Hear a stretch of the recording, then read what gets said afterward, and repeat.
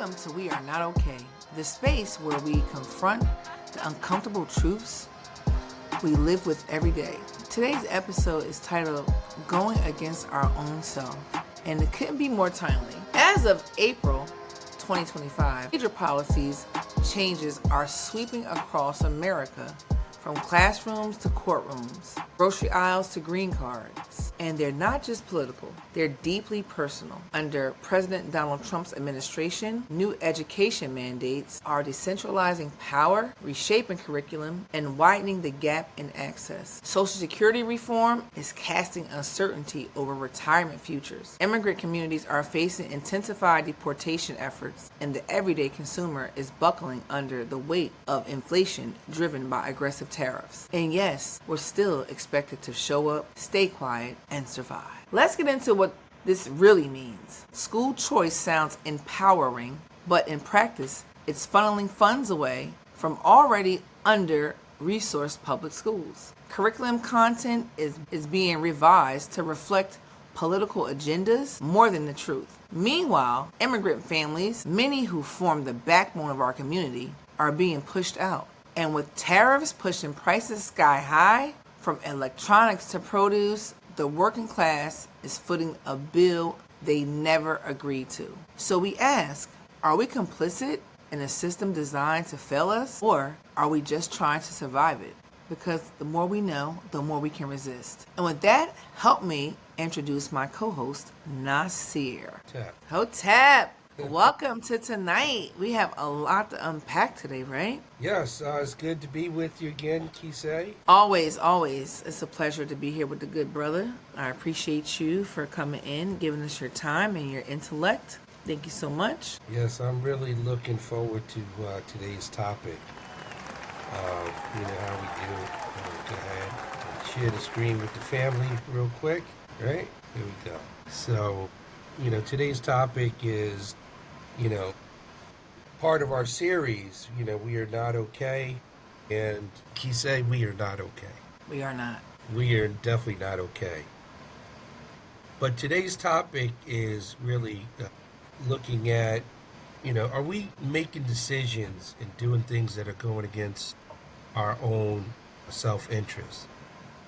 I very rarely talk about political topics, but I have to talk about the topic from the perspective of, are the things that are happening in the current administration, are they helping us or are they hurting us? And are they going against our own self-interest? Are we voting against our own self-interest? And those are the topics that we're going to cover today and really understand, how our government functions. What does the president have to do with it? What can you do about it? What does Congress do? What does the Supreme Court do? We're going to chop it up. Yes. And before we go in and move to the next level of this conversation, I just want to pull up one of the talking points from one of our ancestors, Dr. Amos Wilson. He was a cutting edge psychologist and theorist, a Pan-African thinker, scholar, author, professor of psychology at the City University of New York. Mm-hmm. One of the things that Dr. Amos Wilson brought to us, he said that if you want to understand any problem in America, you need to focus on who profits from the problem and not who suffers from the problem. And so as we get into this topic, Kyseé, we decided to bring back our good brother, Adita Bam. Yes, right? Absolutely. And so he's going to join us on today's hot topic. So let's bring the brother in. Hey, Dita, welcome back. We appreciate you for being here with us. Thank you. Great to be back. Yeah, hotep, brother. So today, I know you were in the background listening to today's topic. I know we prepped you in advance, but this is a topic we don't really need a lot of slides, right? We can just jump in, have some good conversation with Kyseé, right? But as we kind of navigate some of the political waters and understand, the topic for today, in terms of understanding policies, we also need to understand, how our government functions and what the infrastructure of that government is. We're Yeah. not going to get into the weeds on it, but just in real high level. What's that? I said just so people know exactly what they are and the basics. Exactly. So in the United States, we have um, a system of government where we have three co-equal branches, right? And it means exactly what I said. They're co-equal branches. You have the administrative arm or branch of the government. So that is like the president's secretaries, and his political appointees to oversee and manage and run those corporation or entities that function like corporations throughout the federal government. So that's the president's job. He's like the CEO of the country. All right. Okay. And as you know, I don't know about you guys, but if you think about a corporate CEO, right? How would you view a corporate CEO in terms of their values and how you would judge them? But the same type of way we would judge a leader of a company is how we should judge the performance of the person who's running our country, what their policies stand for, and how they ultimately affect us. So that's the administrative branch of the government. Then we have the legislative branch of government, right? And so that's what we call Congress. The legislative branch of the government is the part of the government that writes law and amends law. Okay, they have other functions. They create acts and bills that get approved and passed as well. And in terms of any agencies that have been erected and created by Congress, Congress is the only entity that can actually get rid of them. The president can defund them, reduce funding, but only to the extent of what Congress has already approved. Okay. And then we have the third co equal branch of government, right? We call it SCOTUS, right? The Supreme Court of the United States, but it's really under the judicial branch of the government. So we got the administrative, we got the legislative, right? And then we have the judicial. And so under the judicial branch of government, we have SCOTUS or the Supreme Court. We have all the courts of appeals based on the federal district. And then we have a federal bench or a judicial system, which is headed by federal judges based on the districts that they're in. So that's really the overarching structure of the government. And so as we address what happens with presidential policies and how they're dealt with or not dealt with, the congressional branch of the government and the judicial branch of the government will be involved to either support legislation that the president is recommending, right? Or they are interpreting the laws, from the judicial side in terms of is it constitutional, right? Not is it right or wrong, is it Right. constitutional, right? That's the boundaries. And they interpret the law, and in some cases, they create new case law based on rulings in the federal courts. And that goes all the way up to the Supreme Court. So I'm going to pause there, right, and see if there's any comments or questions or the need to expound on anything. Well, yeah, I definitely do. So Go ahead, sir. I just feel like with everything you just said, how come the president isn't in jail? Wow, Like, that's I don't understand how he's over. Isn't he over here doing everything that Congress is supposed to say you can't do that? He's over here breaking the Constitution. Is like doing whatever he wants to do. So how come they have not voted him to go to jail yet? yeah. Dita, feel free to chime in anytime, right? So we have to. That's a good question. So your question is respect to things that have happened in the past, Yes. right? And so when the current president was elected back in 2016, there were things that were already in play, right? One of the things that was already in play was, did the president illegally? When? No, no, no, no. We ain't there yet. We're at the Okay. beginning. Okay, that's at the end, right? No, did the president illegally use campaign contributions, right? And so that case was brought up, and use fraudulent business records to conceal the misuse of those funds for the campaign. So that was a court case that was at the state level, brought by the people of New York through the Manhattan prosecutor, and it was adjudicated in court by I'm looking for from his peers, right? A jury, that's what I was looking for. A jury of his peers. But the thing was, that was a criminal court proceeding. Yeah. It was a criminal court proceeding. It was adjudicated in court, and he was found guilty on 36 counts, and he was awaiting sentencing, okay, between when he got found guilty and when the presidential election actually took place. So he won the election. When it came for the sentencing initially got delayed by the New York court system, and then it is currently on postponement until his court case. Until his term is over. So they suspended the punishment phase. There's two phases. One, the case gets heard, guilt or innocence. So that part has happened already. That the guilt has been found, right? And now the penalty phase happens, and that penalty phase is basically going to be delayed until he becomes a civilian again. And then the other two cases were still in the federal system. One, which is known as the documents case, where it was really misuse of classified and military documents. He wasn't tried in court yet. He never had his court date. Okay, so they were in the process of They were just in the process of preparing for court, and they had a lot of hearings whether or not evidence is admissible and who can testify and who can't testify. Things of that nature. So, wait a minute. You said misuse of military information? Documents. Wouldn't that be classified documents? They were actually classified. They were actually classified.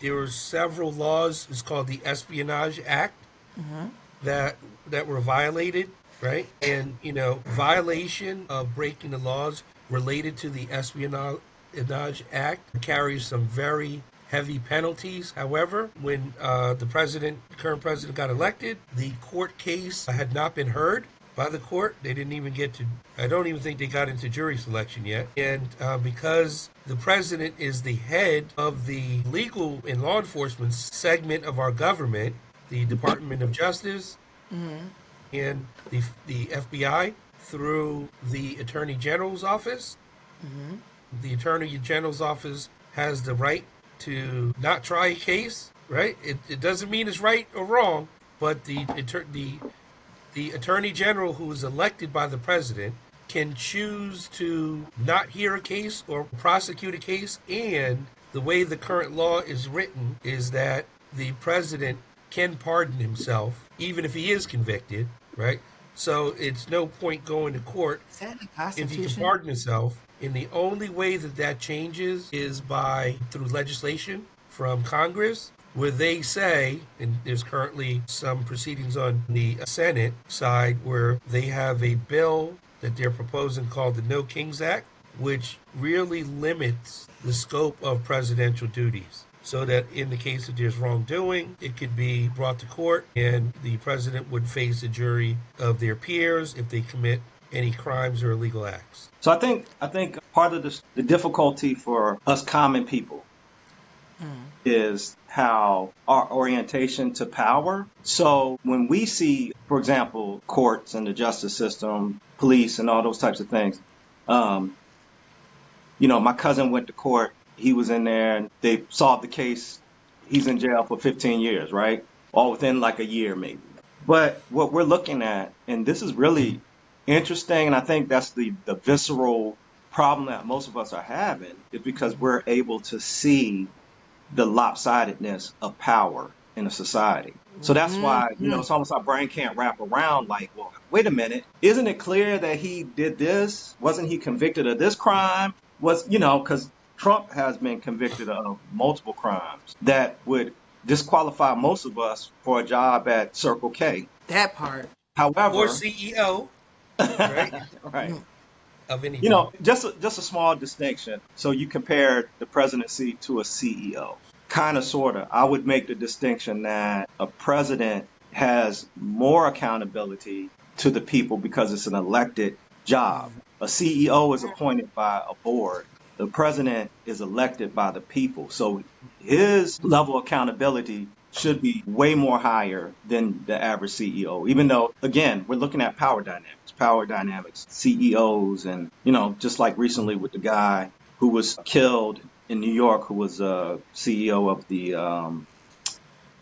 one of the medical companies, In New York, yeah. yeah. And that case brought out how the disparity in their salaries and the average person's salaries. So it's a lot of, so saying all that to say is I think most of our reactions to this is going to be a bit of shock, but I think it's important because this points out that power dynamic, how skewed it is, and power doesn't mean that you're smarter, stronger, yada yada, fill in the blank. It means that you happen to, in our society in particular, as it has been in history, it's the roll of the dice, where you were born, what you were born as, who you were born to. And none of this is fair.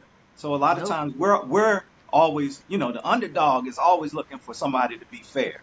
That's not fair. That's not fair. But it's never going to be fair until we really take a look. And I think that's what Amos Wilson is being brought up, understanding those power dynamics and what steps are we going to take to shift those power dynamics. Yeah. And a lot of, get back to what you said is, when we look at, they say that, justice that takes too long to be administered is justice denied, Yep, right? that's true. In this case, it's a case of justice denied because the crimes that were committed against the people, right? It's not whether or not we like someone or not, and going down this rabbit hole called a witch hunt, right? It's, did the person break the law? Yes or no, right? All right. That's what it comes down. Did the person break the law? It doesn't matter. Do we like the person? It doesn't matter their race, color, or orientation. Did they break the law in these cases? Was there a jury of their peers, right? How did they rule, right? And then were they, if they ruled, was a punishment administered? But in our question, was the punishment administered and was it done timely, right? And is it It's in definitely proportion administered. to the crimes committed? It is in proportion to the crime committed. Right. That's Because right. I think that's what a lot of us struggle with. Like I said, the example I gave at the beginning, my cousin sold drugs, got 15 years, and they figured this all out within the course of, a year or whatever, Now this is being drug out, then it's being paused, but that's just power, unchecked power on display. And so, Yep. that's why we have such a reaction to it. And it's confusing to us because I think we were all sold the dream, the illusion of inclusion, as they used to say when I was younger. We all feel like this justice system, what do they say? Justice is what? Blind. Blind. It's supposed Right. to be blind. Exactly. But she peeking up underneath that, because somebody stuck some money in her pocket. Right. So, I mean, that's kind of the uphill battle that we're faced. And then it's also people's perception too. The reason this is not as egregious, I think, in the minds of most people, because I believe most people think that their one good idea, one YouTube post, one extra side hustle away from being a billionaire. Right. So if we start attacking our ideal of success, then we'll never be successful. If we start really holding the uber rich accountable, that means none of us are going to get to that point because it's wrong to be there.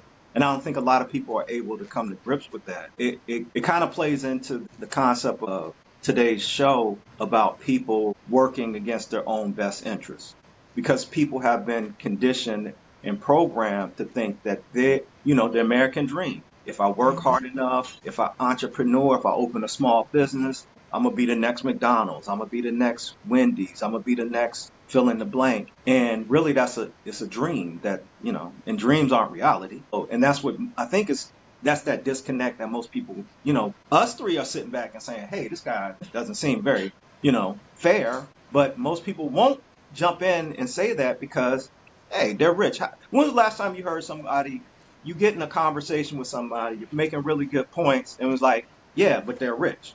It's almost like the rich can't do any wrong. It's almost like if you put Reverend in front of your name, you can almost do anything. In our community, it's the same thing as if you have that illusion of wealth. You can never do anything wrong. There's Mm-hmm. always going to be a large segment of our community that look at how we idealize the rich, perceived rich people in our community.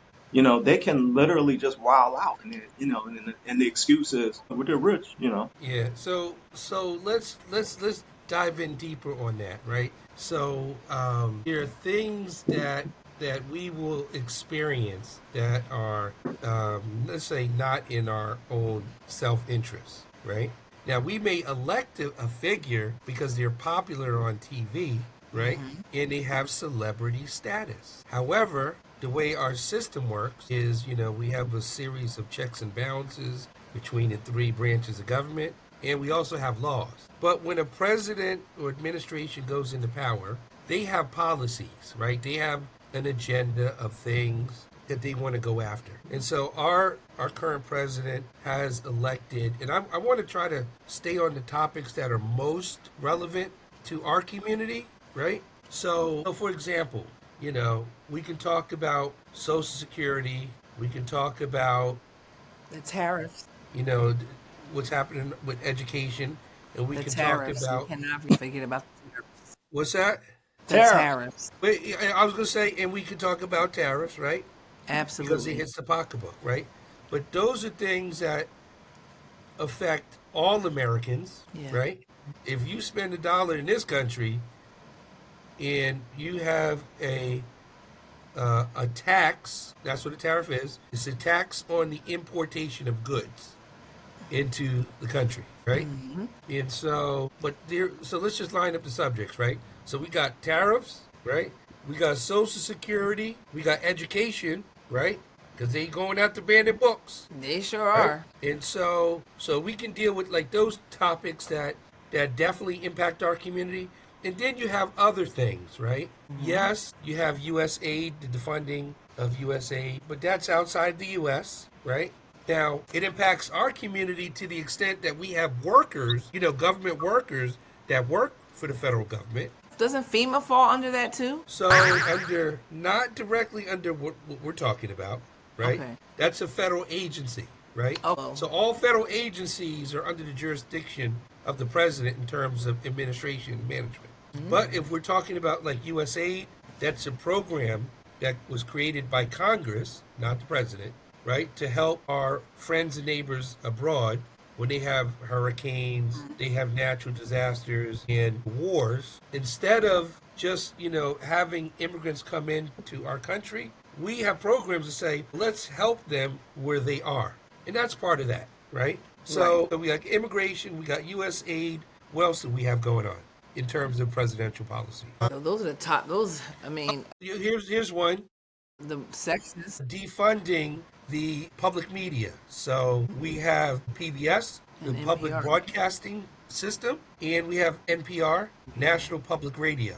I saw a short on PBS, basically how PBS has been, Sesame Street specifically Very good. has been clowning Donald Trump for years. That's why he want to get rid of them.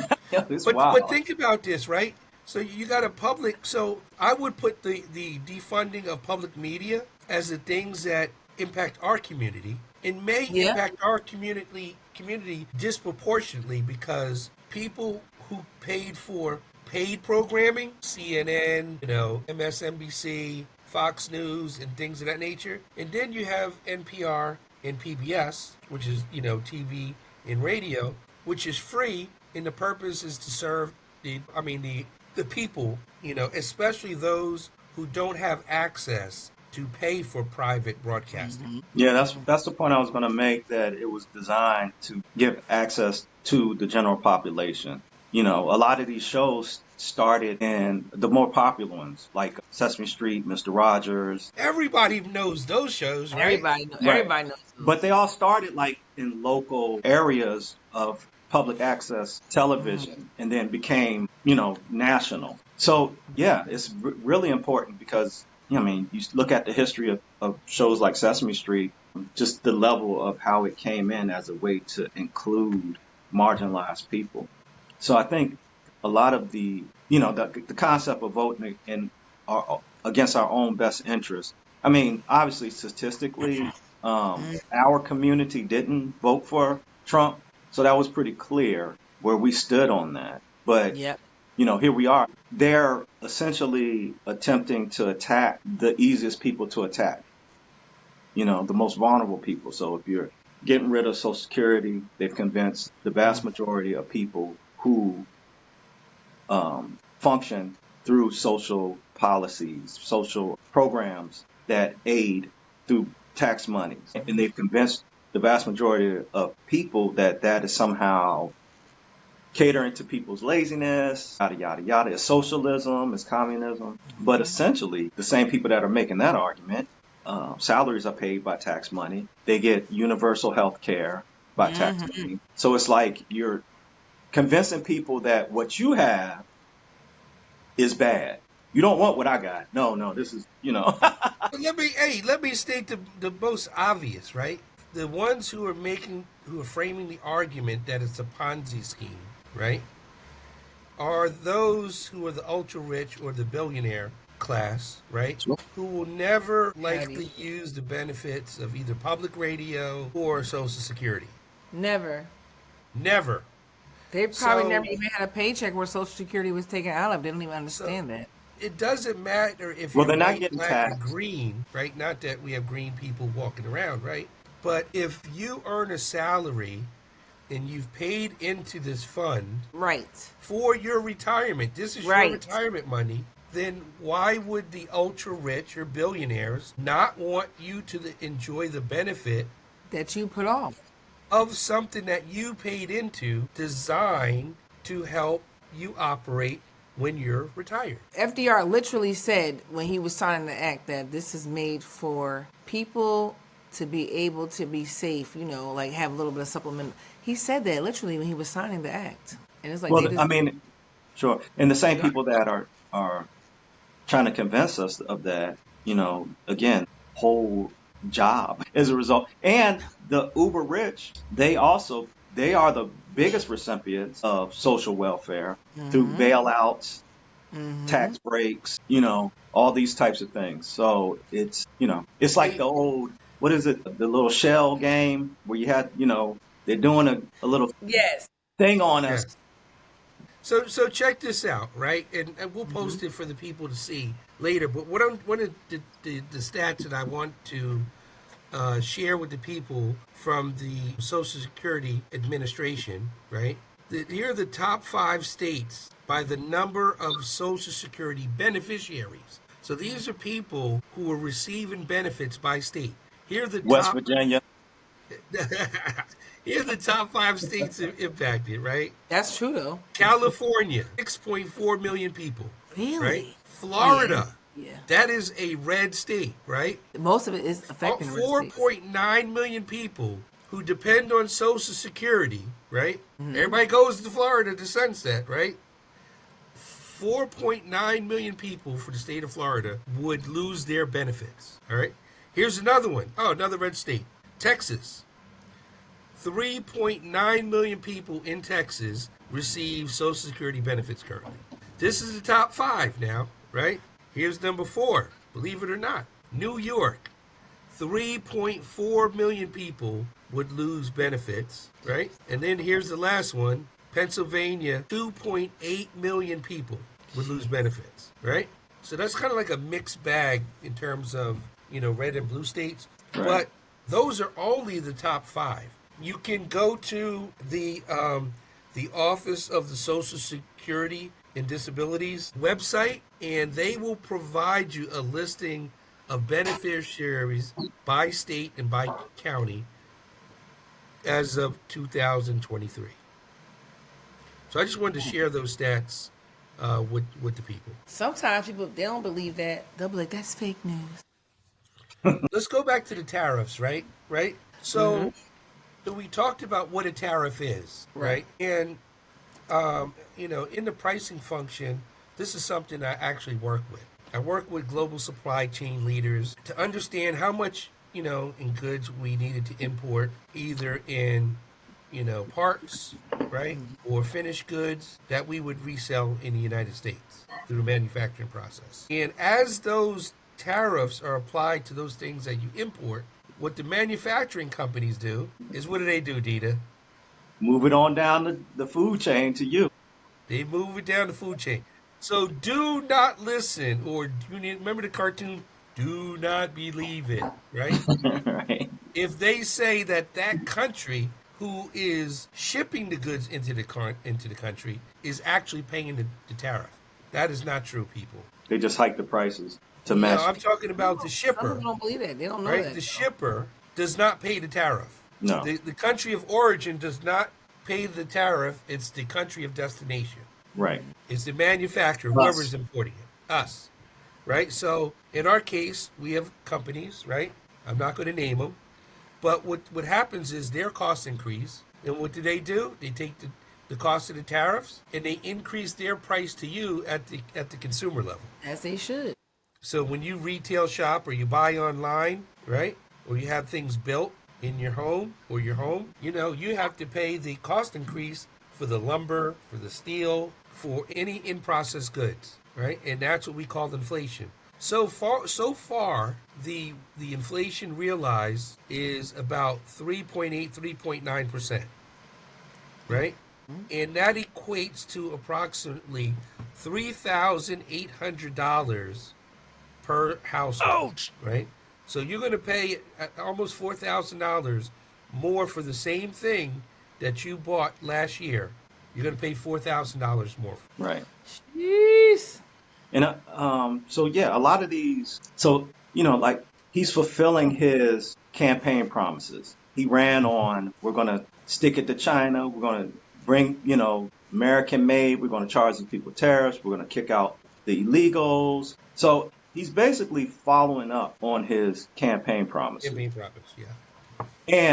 But the extra level is then he introduced an outside entity known as the Musk, the Elon Doge. Musk, Yeah. the Doge. Yeah. The Doge. So you got these guys who, I mean, the funniest part about it, funny, laughing to keep from crying, is that the implementation of these campaign promises are disastrous. They're firing thousands of state workers, federal workers, Yeah, government workers. government workers without a real plan. Like when they fired all the people who were in control of the nuclear plants, And the air traffic controllers initially, right? they were falling out the sky. Planes were falling out the sky. A helicopter fell out the sky just last week. Right. So now they're having to backtrack. This is if you have followed Elon Musk, this is typical Elon Musk behavior. He shoots out an idea, grandiose idea. People are enamored by it, and it can never play out because it's not practical. You So can't implement it. Right. right.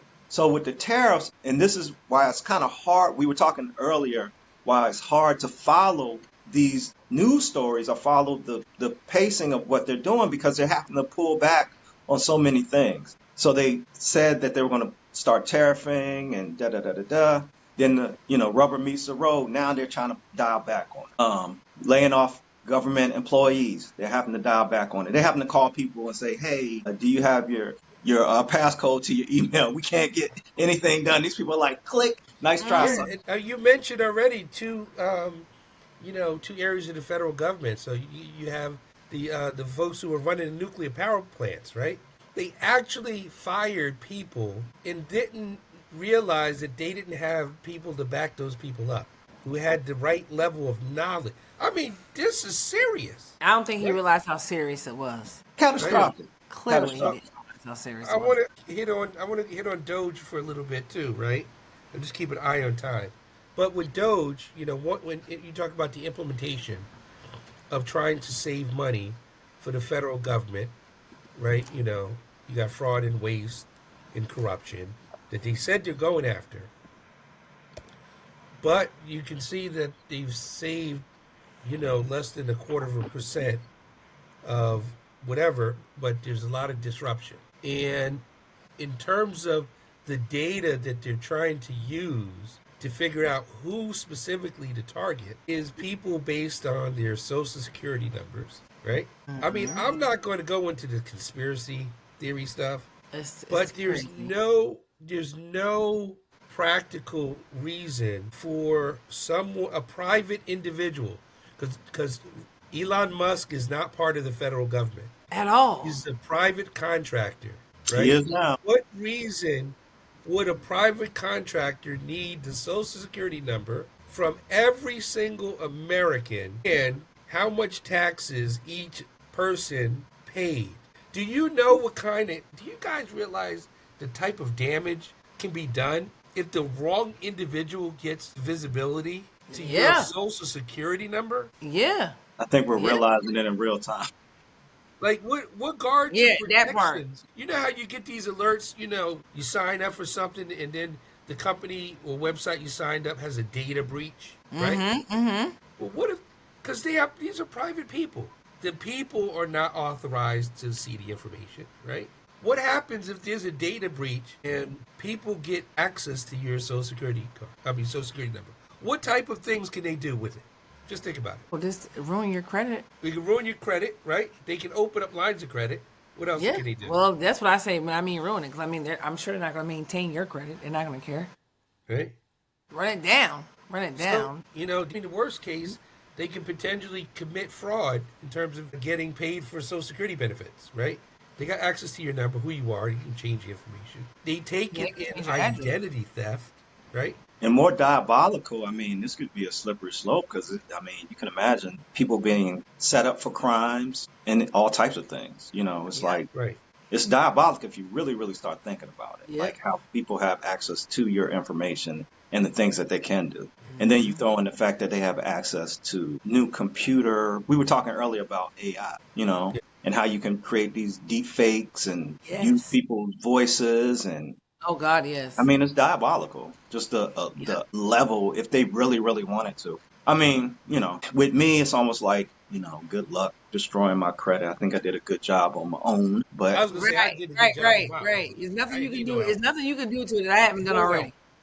kind of practicing with me. But There's nothing you can do to make it. I've already done that. So I'm So well aware of one what other those do. thing that we didn't mention in terms of how it's impacted the community is, the area of DEI, right? D&I, diversity and inclusion. So right now, with the current administration's um, presidential orders, one of those orders is to allow legal discrimination. I didn't say, I made a mistake. The legal discrimination based on gender, right? In gender classification, especially those within the G, LGBTQ B, T. LGBT, MNOP, QRS, Q, right? T Community, plus, right? plus. plus No, for real, pansexual. plus. No, for real, Yeah. plus. Got a plus on the end of it. Yeah. Plus, right? So, LGBTQ. people may say, well, these policies under D&I, that don't hurt me. But if we look at the actions, right? Yeah. We notice that there have been women in senior leadership, or the number 1 and 2 people in defense, in the Navy, that were specifically targeted and lost their job. Well, let's think about the functional part of this, right? There's somebody who was doing an important job in the U.S. military, and now that position has gone away because we don't want to focus on diversity, right? Mm-hmm. We have, the African American Institute of Art in Washington, D.C. has had their program director fired and eliminated, right? We've had a number of programs. You get to, education and book banning. You can't talk anti-American, in which includes anything related to slavery of Africans enslaved in America. If you talk about it, it's an argument of being anti-American. Well, remember how I spoke to you about the melting pot? So that all go back to that. What the melting pot really is, whenever anyone immigrated to America, they had to fall in line with all of our ideologies. There was no kind of globalization going on. And that's Yeah, where he's what trying I'm to get. talking about is really the loss of institution, right? So when they say they're going to cut funding, they're cutting funding to a museum that was built for us, partly funded by the U.S. government, right? And I get it. It doesn't have all the pre-colonial Africa stuff in there, which is what I want, right? But it was still a institution that covered the African contribution to America, from the time that we were here, right? And so if you teach anything about, how slavery was incorrect or wrong, from a value system, you run the risk as a school system to lose federal funding, Again, 'cause it's all going back which to is what comes under federal melting funding. pot. That all goes to School the melting pot. lunches, Yeah. school This is all you need to lunches, talk about right here. What we want you to talk about, nothing else. after care program, free lunch That even programs. that even goes right down to like the ramps you see on your corners for wheelchairs. The 88 Compliance. measurements and all that. That's all the Yeah, handicapped folks. Yep. So it's you gotta peel back the onion a little bit on what these policies Well, are doing. And like I said, they voted with color, not with. They voted white, not right. well, here, I'm about to hit on that right now. So while there are certain things that are being taken down, all the national holidays, Martin Luther King Day, right, Juneteenth, which is a celebration of Africans actually becoming free in America. All of those federal holidays have been taken away. But in the Department of the Interior, the national parks is going to see the resurgence of some Confederate characters that were taken down in administration from our national parks. So remember, the Confederacy is the part of going back to the Civil War, of those who wanted to maintain Africans in slavery. And those are the ones that the federal government under Donald Trump is going to allow for those statues and things to be maintained in our national parks. And if they were taken down, they're going to be put back up. Well, did you see where he took a portrait of Barack Obama down from the White House and put one of himself? He hates Barack. He cannot stand Barack. He can't stand him so much. Yeah, I think that was a layup, right? He is like obsessed with him. Yeah. Obsessed. Yeah, but he even tried to take down General Colin Powell out of the Pentagon, and there was a big rift about that, and they got put back up. Yeah. He's But they're literally trying to erase the face of not just African people, but other people. But Yeah, as it relates anybody's to not this white. topic, our faces are being taken down, and we fought, bled, and died in this country, in the military, and through the history of the country, right? And so if we're trying to hide what happened to African people in the Americas, then it means that maybe they wanted to repeat, right? You try to hide the history. Well, yeah. And they just want I'm going to leave it alone. They want to go back to what it was. They want to go back to what it was. All right, so because we're coming up on time, I just want to get into, what are some of the practical things that we can do to, before, I know you use the term, sis, resist, right?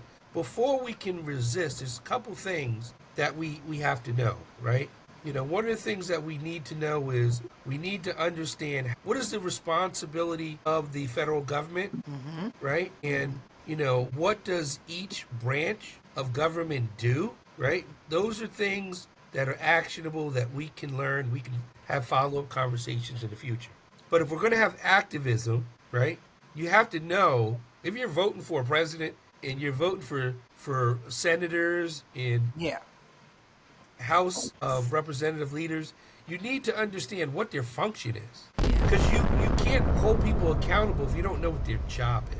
And a lot of people just think it starts with the presidency. And it's like, oh, no. And it doesn't. They just right? like, oh, I voted. I'm like, hey, did you vote for everything else? And I'm like, wait, what? Well, you just hit the second nail on the head. The other one is voting, right? So if people are dissatisfied with the current administration's performance, then first, if you didn't vote at all, you really You can complain, but so what, right? Vote next time, Ouch! right? I mean, I'm just keeping it one. Well, I Our mean, ancestors, our ancestors fought, makes bled, it and so died for well. the right to vote. Yeah. Sure. How dare we step on their legacy Yes, and and not. come up with some weak excuses why our vote don't matter? Well, it's not gonna. It don't count. It's not gonna count if you don't vote, right? I might just vote. You don't know what it's I gonna would count. It's way time for you to do that. I'll jump in real quick. I would Yeah. say it's also really important for us to focus on local politics in our area because we have Most more important. access to that than anything federal. So, Yes. voting and being aware of what's going on in your local communities because that's the infrastructure. That's that. Who's Most paving the roads? Who's keeping the water clean? Who's keeping the electricity running? All those things, what we have a say in what stores they're going to build and in what area. And if we neglect our local politics, then that's going to affect our quality of life more directly. right. But it's Yep. also creates, so if we're local, state, federal, everything stacks. So if we're involved locally, then you can put the pressure on the state, and then the state can put pressure on the federal. Yeah. And I hundred think percent. that's where a lot of people kind of miss that Yep. piece. That's exactly where everybody misses. And Mhm. what I also heard you say is, in addition to being involved in local and state politics, right?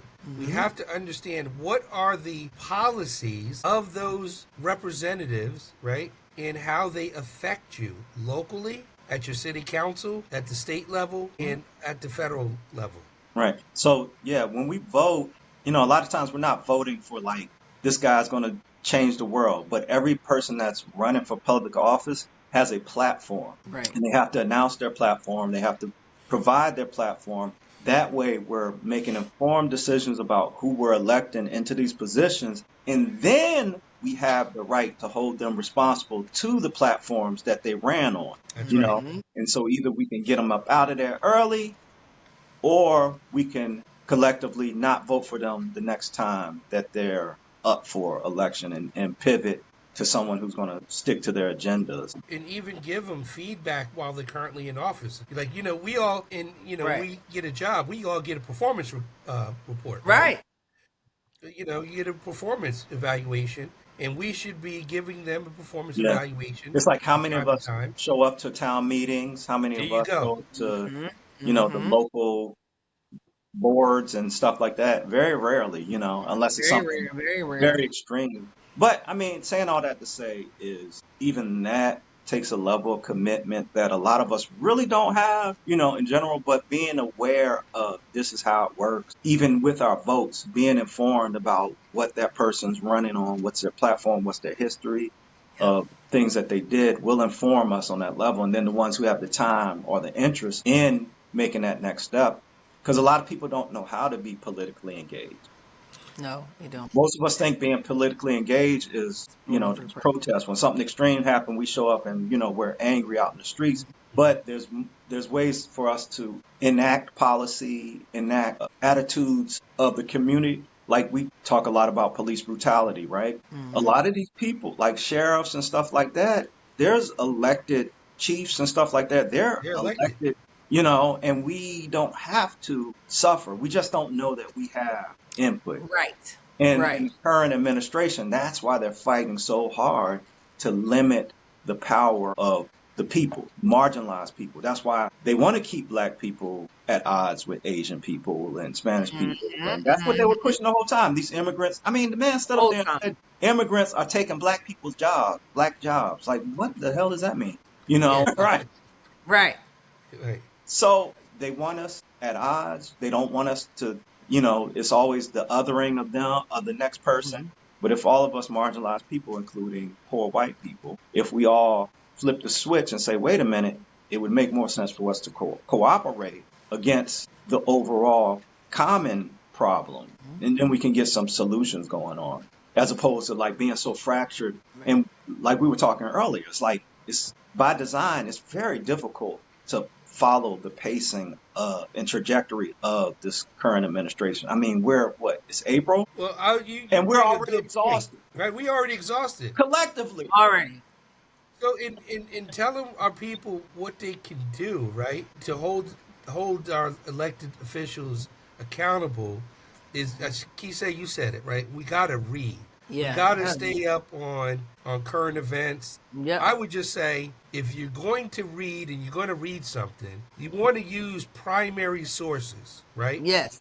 You actually want to hear the person who you should be evaluating speaking. You can Yes. listen to news pundits and stuff, analyze what they said, but we Mm-hmm. have to get accustomed to hearing, what did the president say, right? What is his people that he put in these positions? What are they saying? What are Mm-hmm. our congressmen and congresswomen and senators saying, right? Mm-hmm. How did the Supreme Court justices rule? How did the federal justice rule? How did the Court of Appeals, the Federal Court of Appeals, how did they rule in a case of matter? We actually have to get used to listening to the direct source and not filter as much through memes and social media what they said. You can use social media to find out what they said, Right. right? But you got to be looking for the primary. The Mm-hmm. primary is the person saying it themselves. Yes. Yep. And I just want to go back and touch on, our overarching theme. And Dita, you hit it really good. We want to be able to control and own the resources in our community. Or That's have a it. say so in how they're allocated, Ooh. you know. How to allocate it. You collect the funds from us through taxation, right? Yes. Well, Exactly. we don't want Yes. taxation without representation, right? Schoolhouse Rock. Schoolhouse Rock, Fraggle Rock, Schoolhouse Rock. So Exactly. Kyseé, you know, with that, I know we coming up on time. If you have any blessings, we can, you can take us out of here. Well, I just want to say thank you so much, guys. I love this format. I really feel like definitely elevated some people tonight with this information, and I'm just grateful that we are here to be able to put it out. Thank you for that. Folks listening, please go ahead and like and share this podcast to help inform us on going forward and being better as a culture, getting better as far as voting, getting our voice out there. We have to be better. We have to be better at that. Join us next week. And what are we talking about next week? We know yet? Are we going to Well, continue I, this? I think we gotta go to the woodshed, see what kind of feedback we're getting. But I would like to hear the feedback from the people in terms of addressing their understanding of the function of government. Right. Because unless we know what people are supposed to do, we don't know how to grade them. Right. So, guys, let us know in the comments if you know how the system works, okay? And we want to hear from you so we can just gauge where we are. Do we need to keep talking about this? If they have questions, If you have feel free to questions. ask, and we'll address it in the future if we can. And be here with us. We're here every Sunday at 7 p.m. At Please the God join us. Hour. The God Hour. And Closest you, we can get to it. right. We can get to it. And you can join me on every Monday morning at 7 a.m. for Don't Hate Monday, and sporadically throughout the week with Time Out with Kyseé. So, conversation with Kyseé as well. I'm all over the place. All right, guys, with that, we appreciate you. You guys have a great night, and we'll see you next week. Peace out. Hotep. Peace.